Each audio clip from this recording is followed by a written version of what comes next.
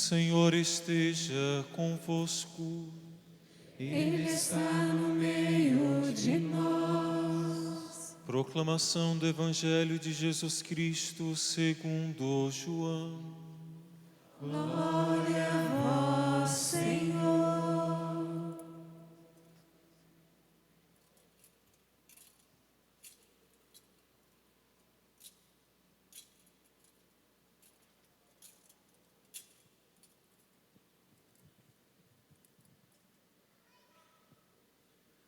Naquele tempo, muitos dos discípulos de Jesus que o escutaram disseram: esta palavra é dura, quem consegue escutá-la?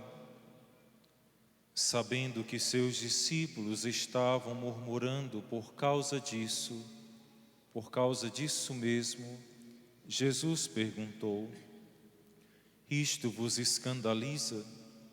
E quando virdes o Filho do Homem subindo para onde estava antes, o Espírito é que dá vida, a carne não adianta nada.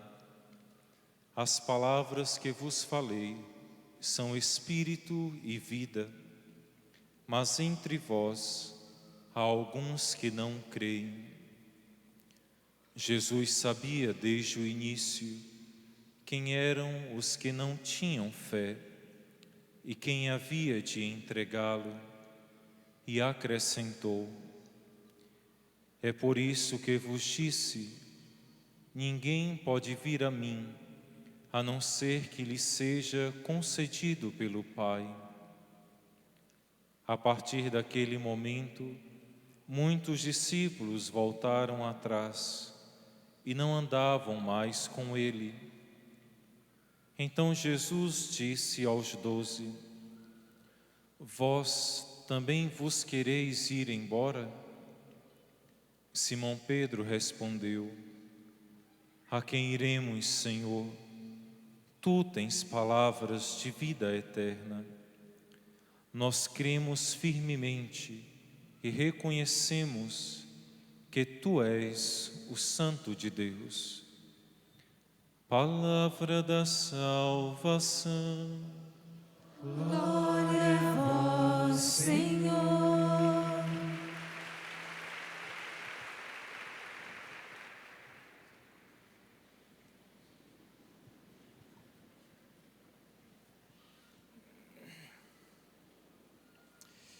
Queridos irmãos e irmãs, na primeira leitura, São Lucas narra dois grandes milagres de Pedro. Enéas, paralítico, foi curado. E também Tabita, que tinha morrido, pela oração de Pedro, ressuscitou dos mortos, voltou à vida.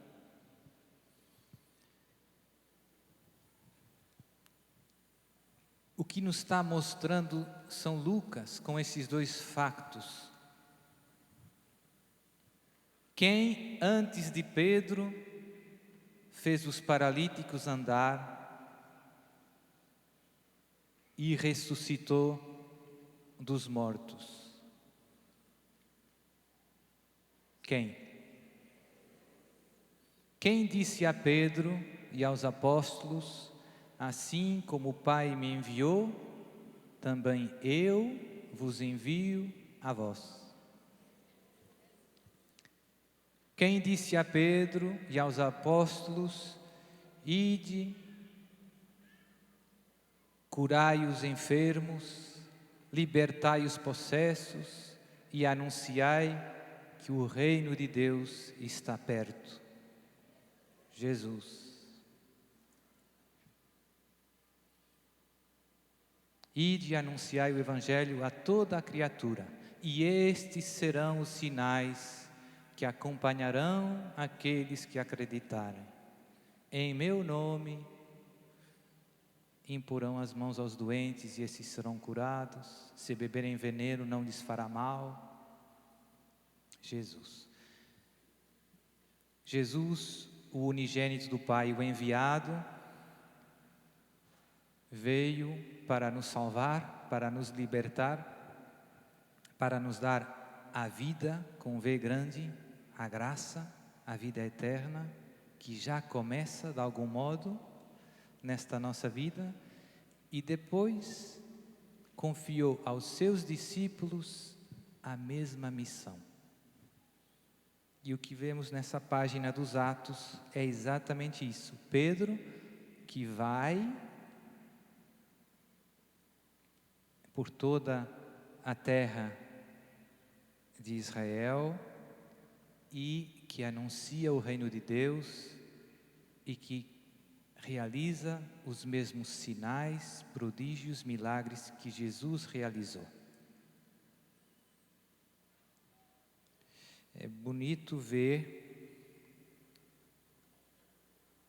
que depois de curar Enéas, diz: todos os habitantes de Lida e da região de Saron viram isso e se converteram ao Senhor. Os milagres e os prodígios que Deus faz através de Pedro, dos apóstolos, dos discípulos, ajudam os pagãos a se converterem ao Deus verdadeiro. Pedro não é só um pregador, não é só um bom pregador. Realiza, confirma o seu anúncio com sinais e prodígios. E o mesmo aconteceu depois de ressuscitar Tabita.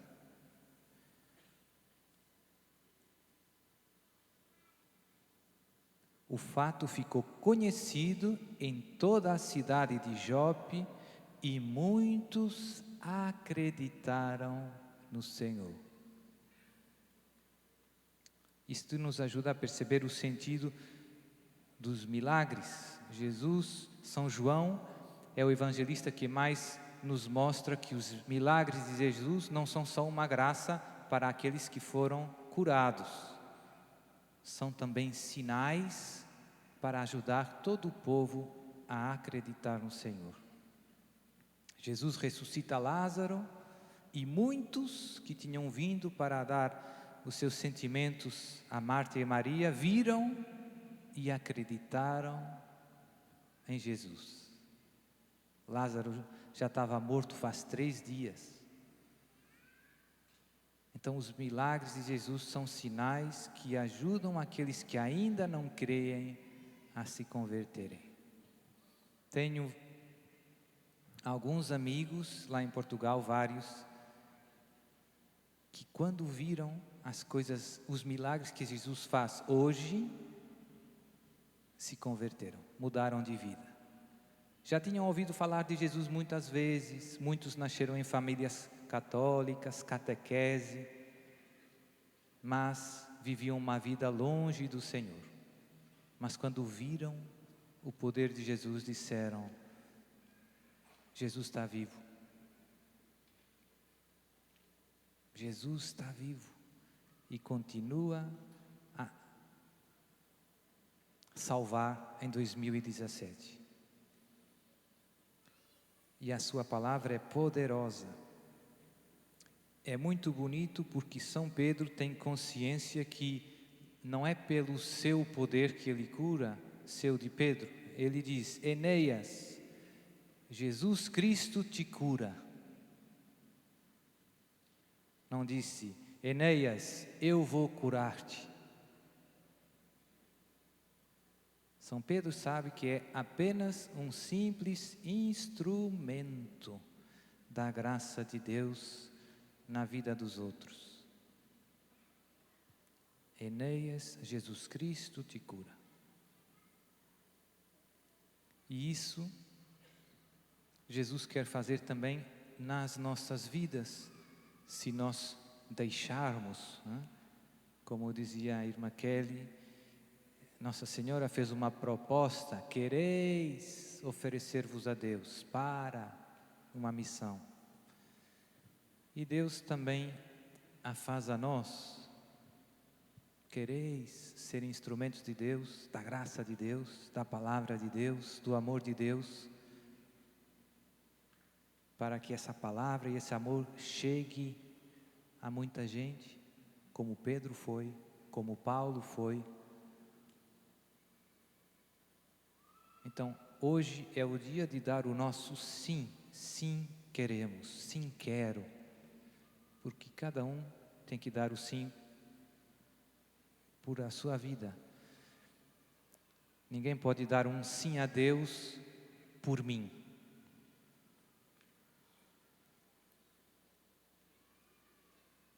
E se dermos o nosso sim, Jesus vai fazer coisas grandes através de nós. Muito grandes. Mas o nosso sim é necessário, fundamental, decisivo, como o sim de Maria.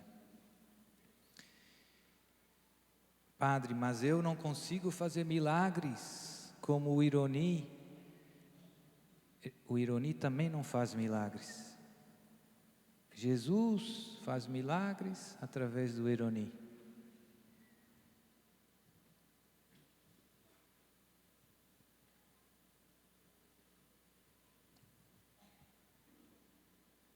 Tem muita gente, eu conto às vezes alguns milagres grandes que já vi, que Jesus fez e que continua fazendo, mas aqui também vimos. E tem muita gente que se entusiasma com o instrumento que Deus escolheu. Eu penso que Pedro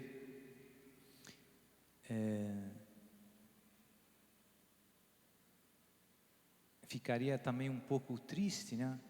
Esses meus irmãos, né? Tem uma cena nos Atos em que Paulo e Barnabé fazem uma libertação e depois o povo da cidade ficou empolgado e que queriam oferecer um sacrifício a eles, e o povo dizia: os deuses desceram do céu. E eles ficaram um pouco bravos. Nós somos homens como vocês, nós não somos deuses. Só a Deus devemos adorar. Nós somos simples instrumentos da graça de Deus. Padre, mas eu não sou santo. Mas Deus te escolheu para ser seus instrumentos, seu instrumento, apesar do teu pecado e da tua fraqueza. Deus não usa só os santos, Deus usa certamente os santos. O nosso pecado complica a ação da graça na nossa vida muito, mas Deus consegue fazer coisas grandes, apesar da nossa infidelidade, da nossa fraqueza, do nosso pecado. Gosto de dizer às pessoas, muita gente agradece: Padre, o Senhor me ajudou, E eu repito muitas vezes: eu sou só o carteiro de Jesus, aquele que entrega as cartas, Imagine, você recebe uma carta com um prêmio, não sei cá no Brasil como é que se chama, loteria. Tem loteria no Brasil? Super prêmio loteria. Você fica feliz e muito obrigado, senhor carteiro.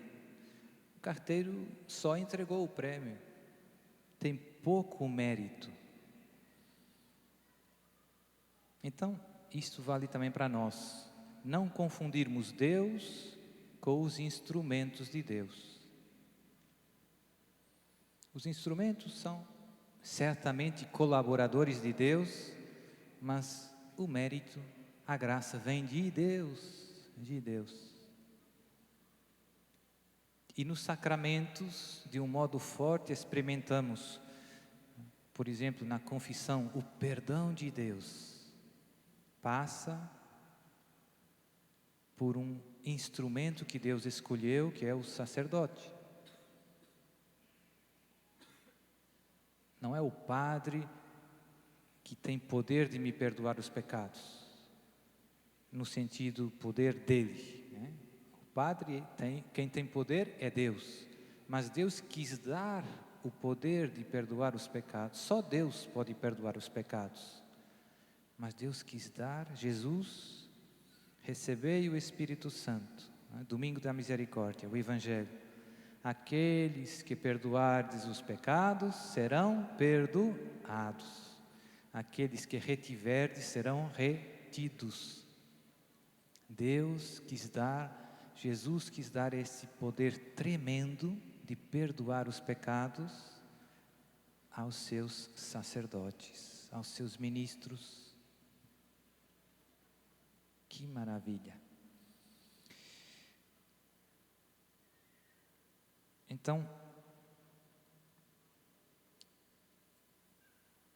não esquecermos esta nossa condição de instrumentos da graça, da palavra, do amor de Deus. Tem muitos milagres que Deus pode e quer fazer através de você, mas precisa do seu sim e também da sua fé. Tem graças que não acontecem porque nós não pedimos, porque nós não rezamos. Creia, reze, é simples.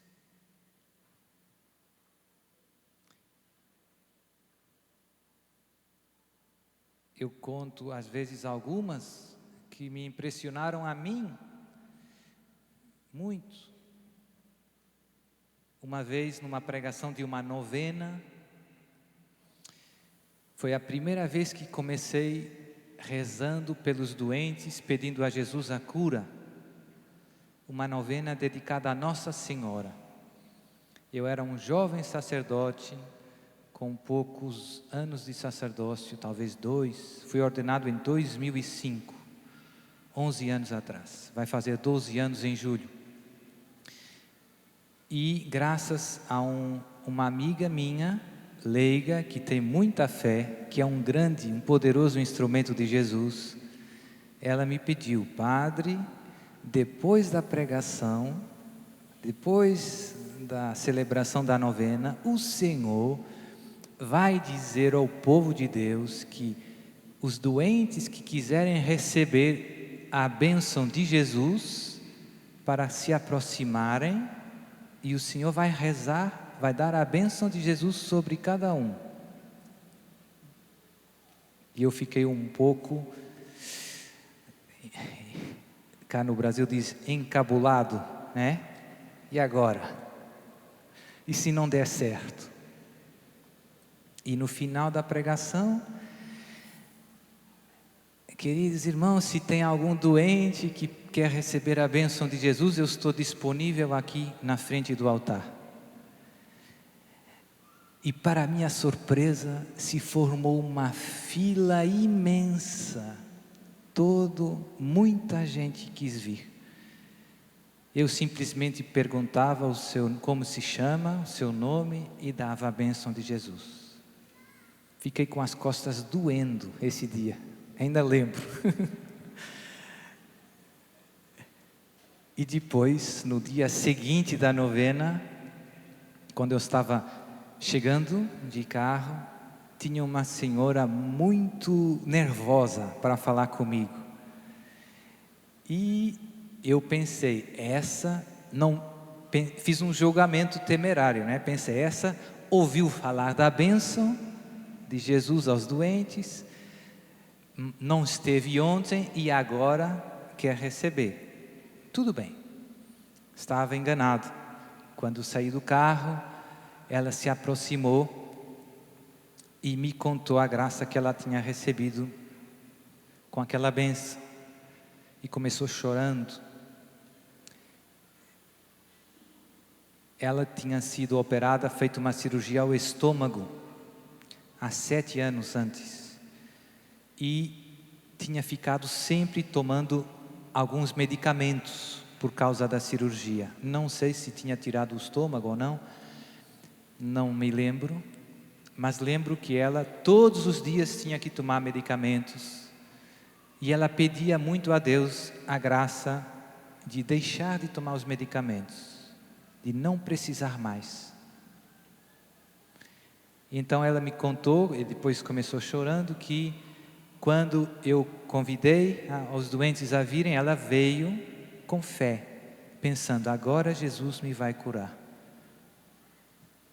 E Jesus curou.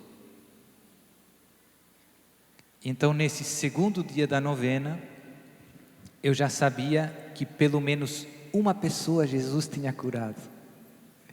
Então, na homilia, na pregação, eu disse, tem alguém aqui... Tem alguém aqui que foi curado por a bênção que recebeu de Jesus ontem? 7 pessoas levantaram o braço.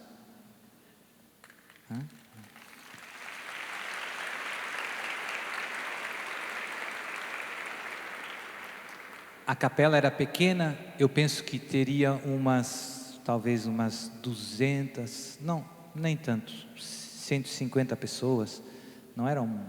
Não era como aqui. Era uma pequena paróquia, uma pequena novena. Então, no segundo dia, dei bênção de doente. Depois dessa pregação, a fila do primeiro dia foi longa, doeram as costas. A do segundo dia, todo mundo queria receber a bênção de Jesus. E todos os dias, mais braços se levantavam. Mais braços. No final da novena, uma pequena floresta de braços levantados. No dia seguinte,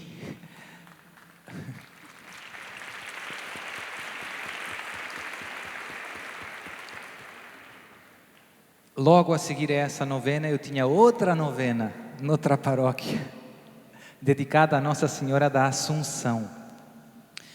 A festa era no 15 de agosto.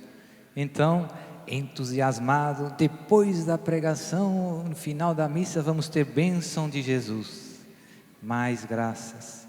E teve uma muito bonita, muito comovente, que foi, terminei a segunda novena e veio na sacristia uma senhora chorando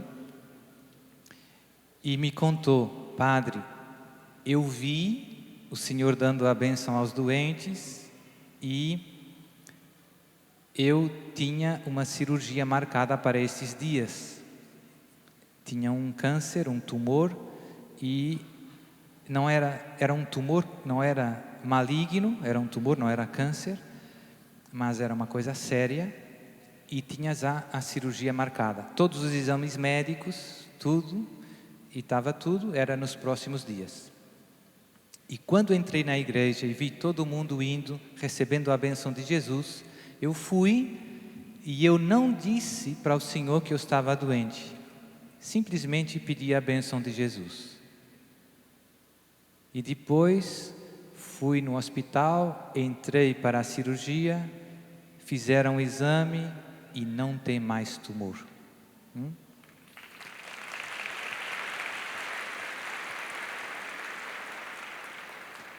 E tantas outras histórias, né? Outras... Tem umas bem divertidas, eu já partilhei esta várias vezes também. Uma vez estava dirigindo, voltando da paróquia, encontrei um senhor que costuma ir no grupo de oração que eu tenho lá na cidade onde eu moro. Um grupo de oração de Nossa Senhora dos Remédios. Então, eu estava voltando da paróquia para casa, encontrei ele e parei e perguntei se ele queria uma carona. E começamos conversando no carro, eu dirigindo, e ele me disse, e eu perguntei, onde você vai?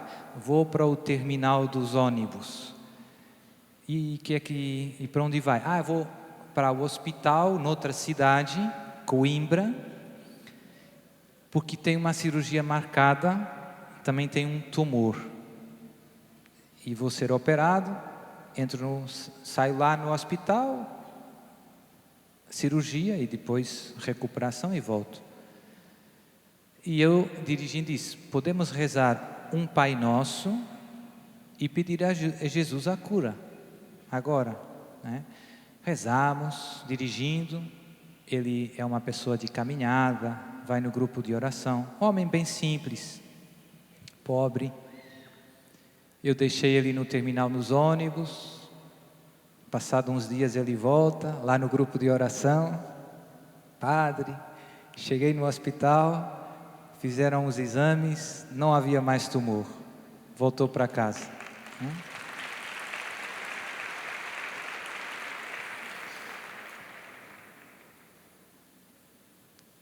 Jesus quer usar você e fazer os mesmos prodígios. Jesus não usa só Pedro nem Paulo.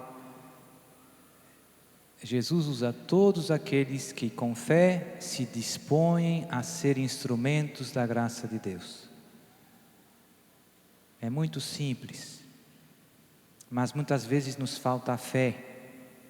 Um exemplo, essa amiga minha que me pediu para dar a bênção dos doentes, uma vez encontrou um amigo nosso que estava um pouco triste, porque o carro dele quebrou, não pegava. Você punha a chave, rodava, nada. E então ela encontrou ele e ele estava triste, e ele é um bom cristão. Missa diária, comunhão diária, jovem, um rapaz bem empenhado, bem comprometido com Jesus. E ela encontrou ele, e aí?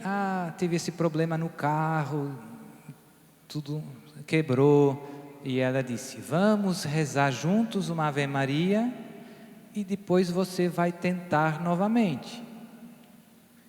E ele respondeu para ela, confio mais no reboque. E foi sincero, E ela, depois desta resposta, ele já tinha chamado o reboque, ela rezou a Ave Maria na frente dele, e ele não rezou com ela, rezou sozinha. Fez figura, lá em Portugal dizemos figura de urso. Você faz ali um figurão, né? Todo mundo rindo quase, mas ela firme na fé, Ave Maria, sozinha. E isso foi num parque de estacionamento de uma universidade muito grande, então tinha um montão de gente passando, e ela rezando a Ave Maria sozinha, e ele esperando que ela acabe rápido com a Ave Maria, né? Quando terminou a Ave Maria, ela não fez mais pressão sobre ele, simplesmente se despediu com delicadeza e se afastou. E ele ficou sozinho, voltou no carro, colocou a chave, girou a chave e o carro pegou.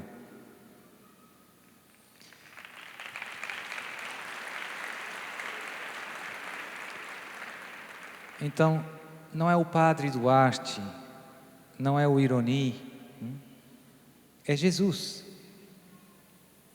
É Jesus de Nazaré, que está vivo e que quer fazer coisas grandes através daqueles que creem. Fim do Evangelho de Marcos, capítulo 16. Estes serão os sinais que acompanharão aqueles que acreditarem. Guarde no seu coração a palavra de Jesus. Aqueles que acreditarem. Jesus não disse são os sinais que acompanharão os pregadores, nem os padres. Aqueles que acreditarem.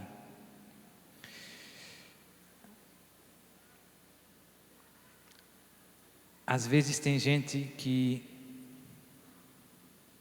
desanima, porque padre, mas nós rezamos lá no grupo de oração por essa cura, por esse matrimônio, e não deu, e não veio a cura, não chegou a cura, e o marido não voltou. E muita gente pensa que eu não mereço a graça, que eu sou indigno. E esse raciocínio tem um pouco de verdade. de fato, nenhum nós merece. Merecer, ninguém merece. Ninguém merece. Mas Deus é Pai, rico de misericórdia, e nos dá o que nós não merecemos, porque nos ama. Porque somos filhos muito amados. Então, por que Deus às vezes não dá o que nós pedimos, Padre? Eu pedi com fé, mas eu não mereço, ou eu não tenho fé.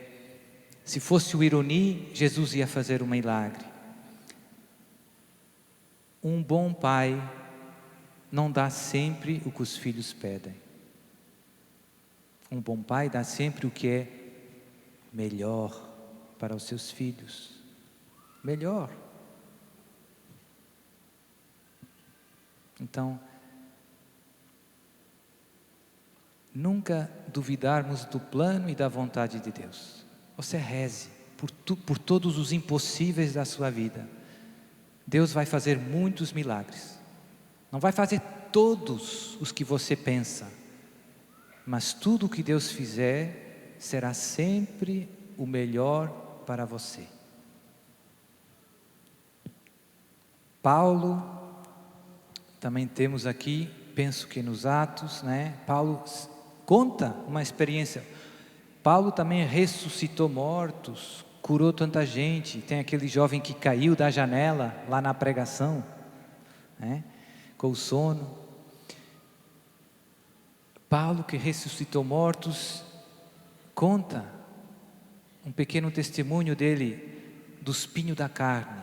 Já rezei 3 vezes ao Senhor: Senhor, tira esse espinho da carne. Por favor, Senhor. Deus tirou? Sim ou não? Deus não ama Paulo? Ama muito. Paulo não tem fé? Tem muita. Por que Deus não tirou? Porque era melhor para Paulo.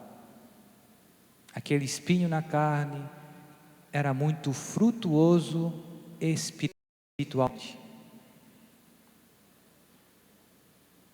Basta-te a minha graça, respondeu Jesus. É na fraqueza que se manifesta o meu poder. Essa era a lição que Paulo precisava de aprender. Essa lição é mais preciosa que a cura que Paulo procurava, que Paulo buscava. Então, por isso, nunca se revolte nem duvide da bondade dos planos do céu na sua vida. Tem gente que se sente muito abandonado por Deus, sozinho. Não é verdade. Não duvide, Deus está fazendo coisas grandes.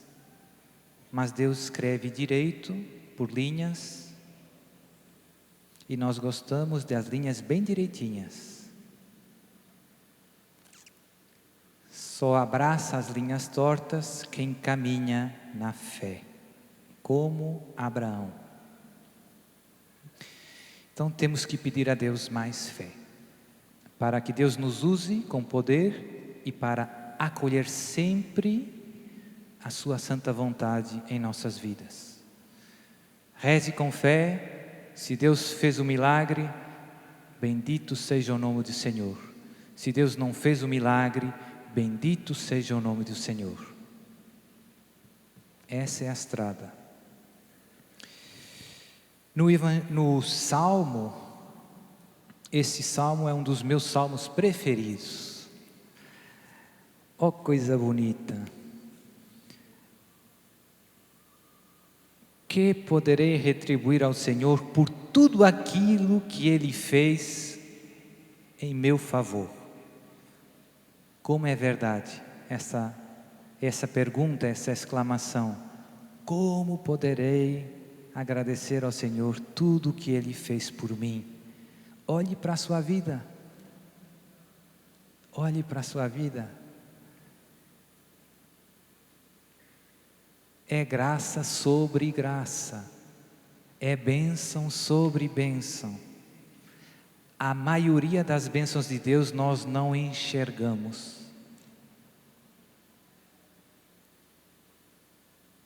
Graça sobre graça. Que poderei retribuir ao Senhor por tudo que Ele fez em meu favor? São João da Cruz dizia: amor com amor se paga. Aquilo que Deus mais quer, Padre, eu quero retribuir a Deus o que Ele fez por mim. O que posso fazer de maior? Aquilo que Deus mais quer é você mesmo. Eu vou fazer uma doação grande para uma obra de Deus.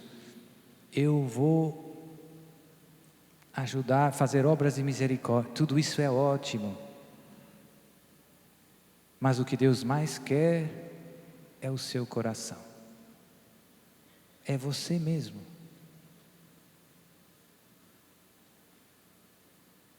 É que você se ofereça, se entregue a Ele de todo o coração. Que você viva uma vida de profunda comunhão com Ele. E isso podemos e devemos fazer todos. Em cada estado de vida, você é casado, você é pai, você é padre. Todos devemos ser de Deus. Dar-nos a Deus em tudo o que fazemos. A missa é o momento melhor de cada dia para nos oferecermos ao Pai por meio do Filho. Daqui a pouco vamos dizer: por Cristo, com Cristo, em Cristo. A vós, Deus Pai Todo-Poderoso. E naquela patena, naquele cálice está o corpo e o sangue de Jesus. E a melhor oferta que você pode fazer é colocar-se a si mesmo com Jesus e se oferecer ao Pai. Depois, quem se dá todo a Deus, depois também se dá todo nas coisas de Deus. Depois também partilhamos os nossos bens, o nosso tempo, servimos a Deus. Mas isso é uma consequência da nossa oferta a Deus. Esse salmo, no Antigo Testamento, gosto muito desse salmo por vários motivos. No Antigo Testamento, ou na Antiga Aliança, melhor, os judeus tinham o templo, Jerusalém. E no templo tinha o culto, tinha o altar dos sacrifícios, o altar do incenso. E o povo de Deus, quando queria agradecer a Deus, ou havia muitos tipos de sacrifícios que se ofereciam no templo. Sacrifícios de louvor, sacrifícios de expiação dos pecados, pedindo misericórdia e perdão, sacrifícios para pedir uma graça, holocaustos que manifestavam ação de graças. E tinha um sacrifício muito concreto que se chamava o sacrifício de ação de graças. Em hebraico, a palavra que se usava é um sacrifício de todá, que depois em grego se traduziu como Eucaristia. Na Antiga Aliança, veja bem, no tempo dos judeus, antes de Jesus, quando Jesus chegou no templo, se ofereciam sacrifícios de ação de graças. Esse sacrifício tinha assim algumas coisas muito curiosas. Era um sacrifício que não se oferecia, digamos assim, regularmente. Era mais pontual. Era um sacrifício em que, de ação de graças, Eucaristia significa ação de graças. Quando alguém se encontrava num perigo de vida, uma doença grave, uma situação complicada, em que humanamente não havia solução, A pessoa estava um problema sem solução, causa impossível, risco de vida, acidente, e que no momento da aflição a pessoa pedia ajuda a Deus, clamava ao céu e Deus libertava, salvava a pessoa. Imagine um pescador no mar, vem uma tempestade, o barco está metendo água, ele não pode fazer nada e pede ao Senhor misericórdia e Deus o salva. Então, essa pessoa que tinha experimentado esse risco de vida e essa libertação, essa salvação de Deus, vinha a Jerusalém oferecer um sacrifício de Todá, de Eucaristia, de ação de graças. Convidava os seus amigos, a sua família, subia ao templo, ofereciam a Deus pão e vinho. E era um dos poucos sacrifícios em que os oferentes, o fiel, participava da oferta. Normalmente, quando nos outros sacrifícios, ou se queimava tudo, ou às vezes havia alguma parte da oferta que era para os sacerdotes. Mas quem oferecia não tomava nada. Mas esse não. Eles, depois do sacerdote oferecer, comiam do pão e bebiam do vinho. E a pessoa que tinha recebido a graça tinha que dar o seu testemunho lá no templo, contar a graça. Deus me salvou, eu estava no mar, veio a tempestade, estava tudo perdido, eu invoquei o nome do Senhor e o Senhor me salvou.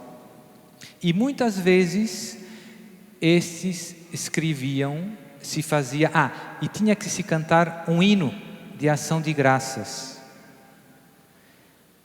um cântico ao Senhor para agradecer essa salvação, essa libertação. E tem alguns dos salmos do saltério são cânticos de Todá, de ação de graças desse sacrifício, como esse que acabamos de escutar. São uns 5, 6 dos 150 salmos. Que bonito. E por isso esses salmos em que tem cantai ao Senhor uma canção nova, um cântico novo, esses são os salmos de Todá, de Eucaristia. E os rabinos do tempo de Jesus, os judeus, acreditavam que o sacrifício de Todá, de Eucaristia, nunca terminaria. O profeta Malaquias, um dos últimos profetas, dizia que tem essa profecia, que a igreja sempre aplicou a Eucaristia. Do nascer do sol ao pôr do sol é oferecido ao Senhor um sacrifício em todo o canto da terra, digamos assim. A igreja e os padres da igreja sempre disseram: esse é a Todá, essa é a Eucaristia. Se você vir hoje, continuamos celebrando a Eucaristia, louvando a Deus por a maior libertação que podemos imaginar, a libertação do pecado, da morte eterna no inferno, da morte corporal, do domínio do demônio sobre a humanidade.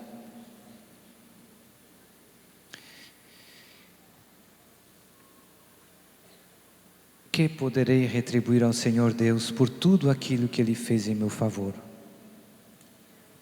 Pense nessa pergunta e que esse misericórdia seja também a ocasião de fazer um propósito. Um propósito. Que poderei fazer ao Senhor para retribuir?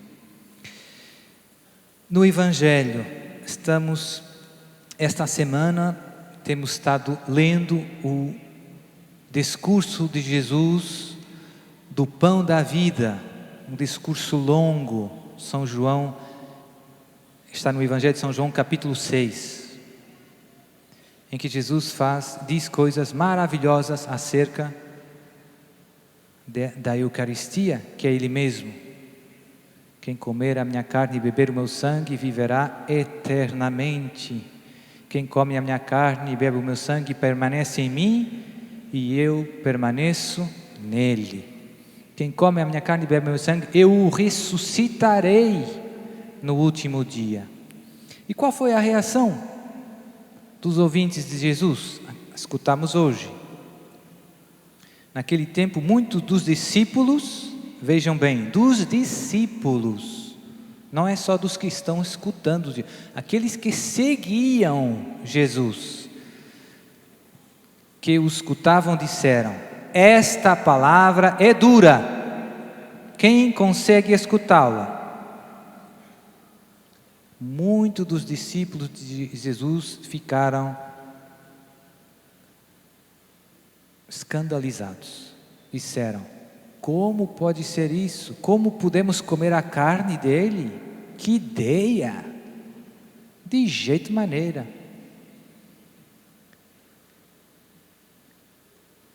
É triste o que revela esta atitude dos discípulos.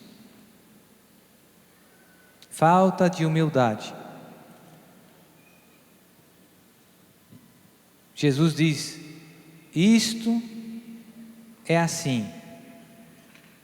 E você, em vez de acreditar nas palavras de Jesus, diz: eu não concordo. Na minha opinião, não é assim. Na minha opinião, essas palavras não são corretas. Por trás disso está uma atitude que é de colocar a sua opinião, as suas ideias, acima das palavras de Jesus. E por isso, diz o evangelista, depois disto a partir daquele momento, muitos discípulos voltaram atrás e não andavam mais com ele. É triste. Se faltar humildade nas nossas vidas, com facilidade nos afastaremos de Jesus.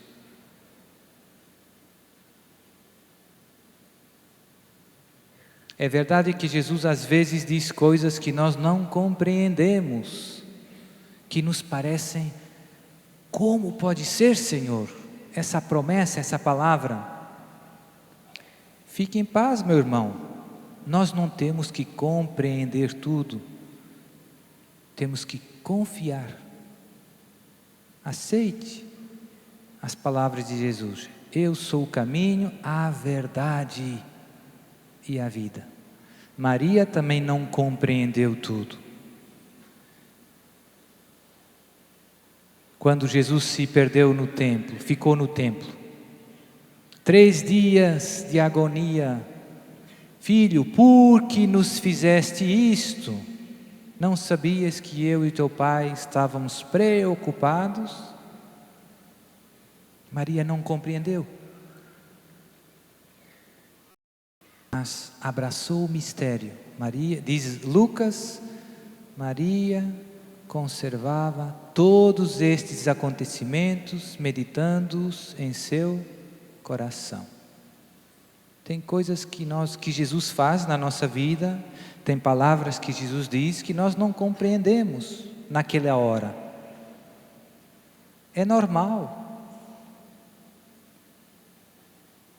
Tenha calma. Continue a confiar a Jesus. A seu tempo, tudo se esclarecerá, tudo se iluminará. Foi isso que respondeu Pedro. Jesus virou para Pedro, todo mundo indo embora: e vocês também querem ir? E Pedro não disse: nós percebemos perfeitamente o que dissestes. Não. Simplesmente disse: a quem iremos, Senhor? Só tu tens palavras de vida eterna. Nós cremos firmemente e reconhecemos que tu és o Santo de Deus. Ou seja, eu não percebo, mas sei que se tu dizes, assim será. Se tu dizes, assim será. E essa atitude de Pedro é muito bonito porque vemos tantas vezes em outras passagens. Na pesca, por exemplo, pesca milagrosa. Rapazes, tendes alguma coisa para comer? Não, tivemos a noite toda pescando e não apanhamos nada. Lançai as redes para a direita do barco. São Pedro podia dizer, eu sou o pescador, tive a noite toda, eu sou o especialista na pesca. Mas na tua palavra lançarei as redes. Confiou.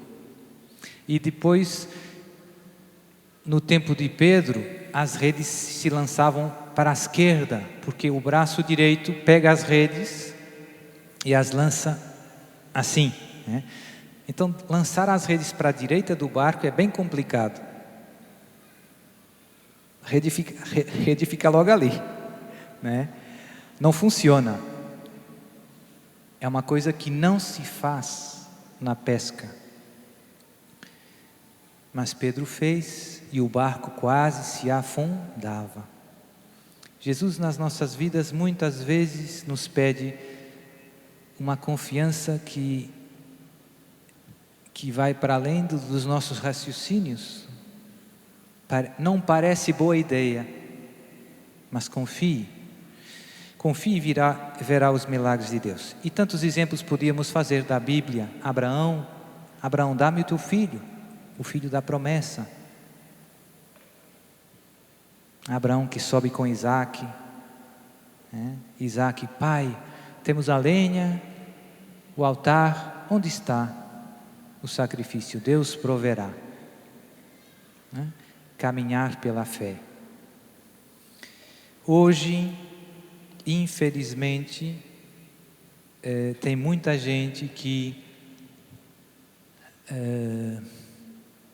também se escandaliza com algumas palavras de Jesus no mundo em que vivemos, que gostaria de tapar a boca à igreja, que repete as palavras de Jesus, que Jesus ensinou sobre o matrimônio, sobre o divórcio, sobre o inferno. Tem muita gente que diz, não, isso não é assim. Eu acredito em Deus, mas, tem muitos mas hoje em dia. E, infelizmente, alguns católicos até caem na tentação para tentar agradar ao mundo, esconder essas verdades, ou até mais grave, deturpar a palavra de Deus, negar. Jesus disse isso, mas isso deve ser interpretado de um modo, não. E você arranja toda uma argumentação que anula a palavra de Deus. Jesus falou do inferno, mas não é bem assim. Hoje a ciência, né? Jesus disse, o marido não deixa, mas hoje o divórcio em certos casos, hoje a contracepção, hoje o homossexualismo, hoje. E nós arranjamos justificações para anular a palavra de Deus.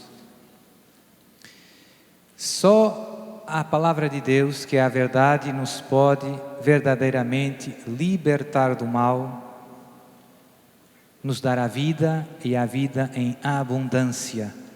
E por isso é muito importante que todos nós não só conheçamos bem o que Deus nos revelou, Bíblia, Catecismo da Igreja Católica, mas que levemos aos outros essa palavra sem fazer descontos.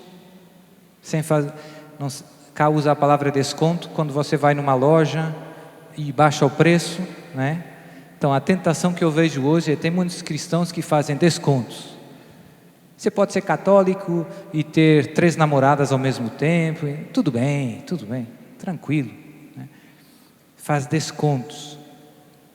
A pastoral dos descontos não leva ao céu.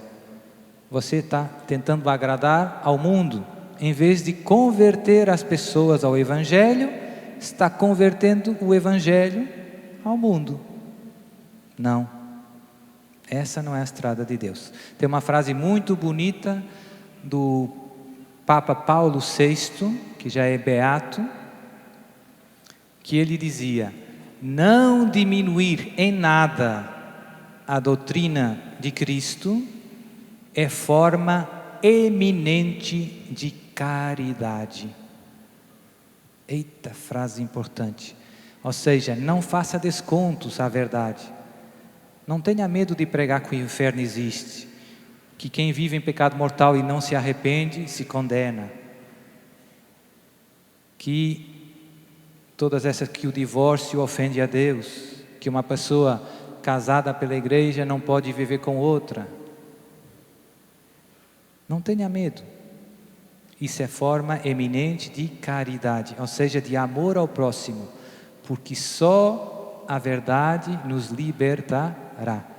Se aquela pessoa precisa de se arrepender, de se confessar para poder chegar no céu, se ninguém diz para ele, como ele pode crer tomar o remédio que vai curar a doença? E depois Deus nos vai pedir contas.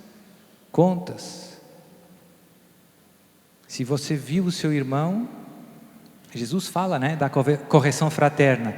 Quando vires o teu irmão pecar, vai ter com ele a sós. Se ele não te ouvir, traz umas testemunhas. Se ainda assim não te ouvir, entrega o caso à igreja. Ou seja, nós nos temos que esforçar por ajudar os nossos irmãos a voltar para a verdade. E a verdade se chama Jesus. Hoje os anos em que vivemos são anos de grande confusão doutrinal. Confusão. Até na cabeça de padres, bispos e cardeais. Gente, coisa pesada, padre. A confusão chegou a todo lado. A todo lado.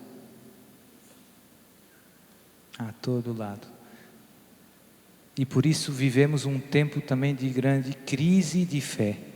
Tem gente que sabe muita coisa sobre Jesus, mas já não tem fé. Sabe um montão de coisas sobre a Bíblia, mas já não tem fé. E eu estou vendo, e o céu nos tem preparado muito para tempos difíceis que estamos começando a viver. E nos tempos difíceis a prova vai ser sobretudo uma prova de fé. E eu vejo que muitos irmãos não estão preparados para entrar na tempestade na qual vamos entrar em breve. E por isso o apelo que eu faço hoje para todos nós é: querido irmão, amado irmão e irmã, se fortaleça na fé rápido, porque as coisas vão aquecer, o combate se vai tornar intenso, difícil, e quem não tiver firme na fé vai cair com muita facilidade. Quando Jesus foi preso, todos os apóstolos fugiram. Pense nisso. Jesus a Pedro, Tiago e João no horto: orai e vigiai para não cairdes em tentação. O espírito está pronto, mas a carne é... Na hora que prenderam Jesus, todos fugiram. E você? também vai fugir? Quando ser de Jesus significar perseguições no trabalho, problemas com o Estado, sacrificar comodidades da nossa vida, o que eu vou escolher? Ser fiel a Deus ou vou fugir, ou vou negar a minha fé? Então, são tempos delicados, os tempos em que vivemos, e por isso a Virgem Maria apareceu em Fátima e aparece em todo canto do mundo para nos preparar para o duro combate que estamos começando a viver. Não devemos desanimar, nem nos entristecer, mas devemos nos preparar, não sermos como as virgens imprudentes que não tinham azeite. Seja louvado nosso Senhor Jesus Cristo.